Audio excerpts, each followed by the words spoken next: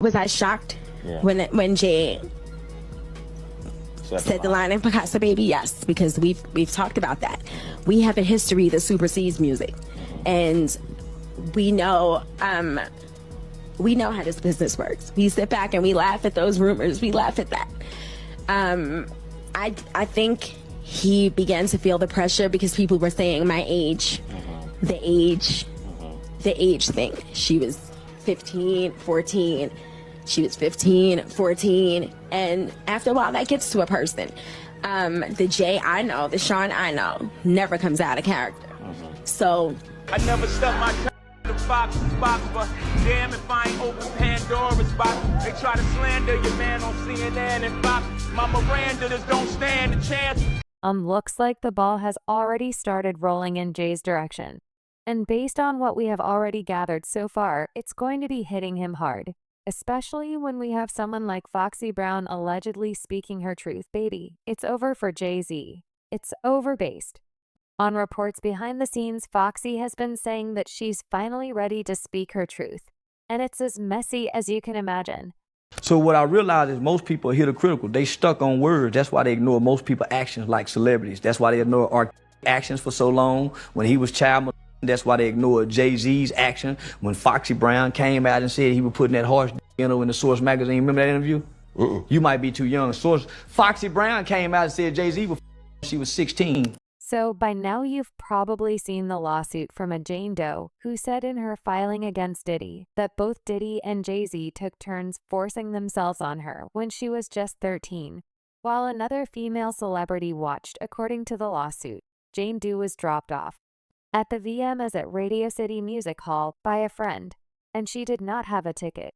So she approached various limousine drivers to try to gain access to the show, or after Party One driver allegedly told her that he worked for Diddy, and he also allegedly told her that she fit what Diddy was looking for the driver, then later picked her up, and after 20 minutes, she was dropped off at a White House with a U-shaped driveway. The girl was then made to sign a document she believed to be a non-disclosure agreement, and she was told that she could not discuss what happened at the party. After that, she was allegedly offered a drink that made her feel woozy lightheaded, and she felt like she needed to lie down. She said she walked down what appeared to be a hallway containing several rooms off of it, and she entered what appeared to be an empty bedroom so that she could rest. According to the lawsuit, this room contained only a large bed with no furniture of any other kind, television, or other furnishings. She then said that after Diddy and Jay-Z walked into the room and violated her, she managed to escape. And although there were other guests at the party, no one appeared to take notice of her distress or attempt to help her after what happened. She just ran to the nearest petrol station where she called her father. She also says that she fell into a deep depression, which continues to affect every facet of her life, and she suffers from post-traumatic stress disorder and a seizure disorder caused by stress and trauma. In addition, she said that she has had difficulty maintaining normal relationships and lives largely withdrawn from society. Chow. This lawsuit right here is what has sparked conversations about Jay-Z's real involvement. With Diddy, we already know that they were friends for decades. And what people have been saying is that he either participated in whatever he was doing, or at the very least knew what was happening. Well, now, we also have people taking a closer look into his own dirty past and relationship with people who are not yet of age, like Foxy Brown. Okay, we all know that Foxy and Jay-Z collaborated on numerous occasions throughout the 90s. And Jay is actually credited with writing a handful of songs on Foxy's debut album. Their first major debut was even featured on the soundtrack for the Eddie Murphy movie The Nutty Professor, released in 1996. But the song itself was recorded in 1994 and since. Foxy was born in 1978. That would put her at around 15 during the recording of the song.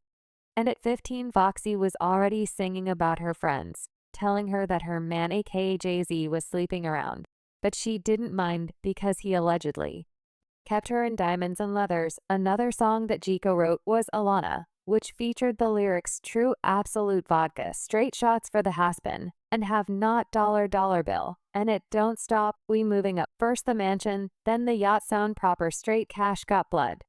Hounds trying to hunt down the brown fox. Yes, he didn't rap in the song, but those words were written by him and him talking about hunting down the brown fox.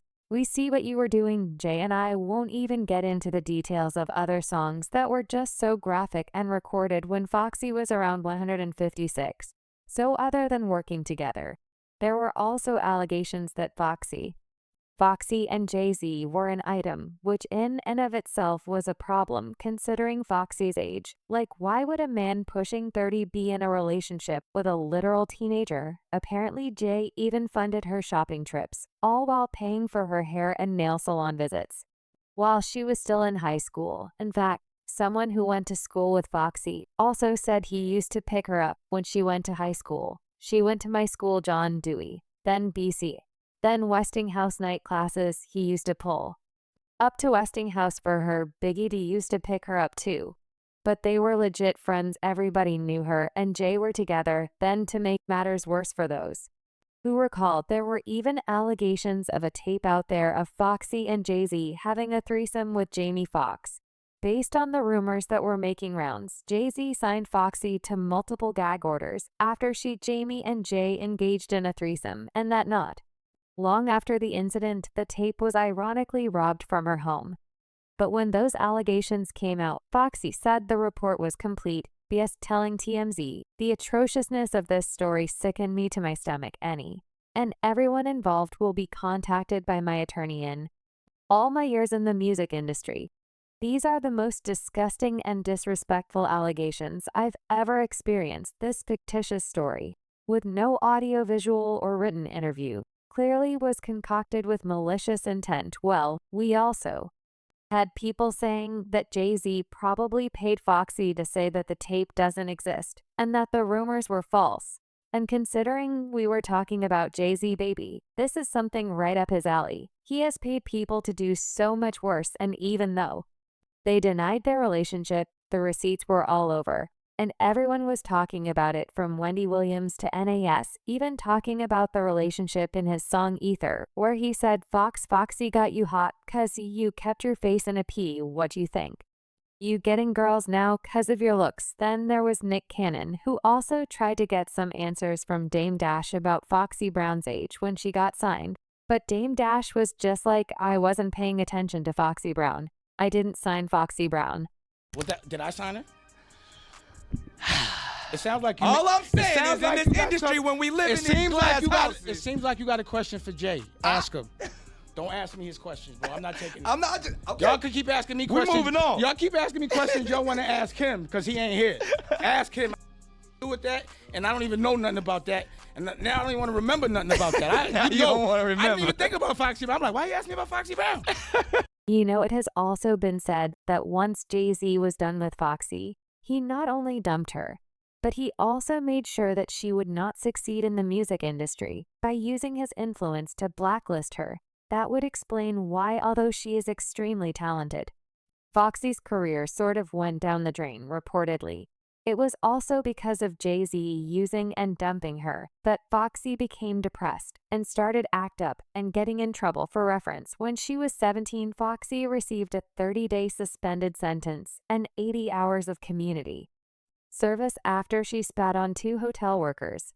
There was another incident in 2000 where Foxy crashed her Range Rover while driving in Brooklyn and was subsequently arrested for driving with a suspended license again in 2002. When Foxy was also arrested in Jamaica for an altercation with a policewoman at the airport. There, she never even showed up for her court appearance. In a different incident in 2004, Foxy was charged with attacking 2 manicurists in Nice after refusing to pay a $20 bill. Apparently, she refused to plea bargain and was sentenced to 3 years probation and anger management classes. And get this, in 2005, when she went to court for the case, she was handcuffed to the bench after she stuck her tongue out at the judge, but not before she hit the court officer who was fastening the handcuffs.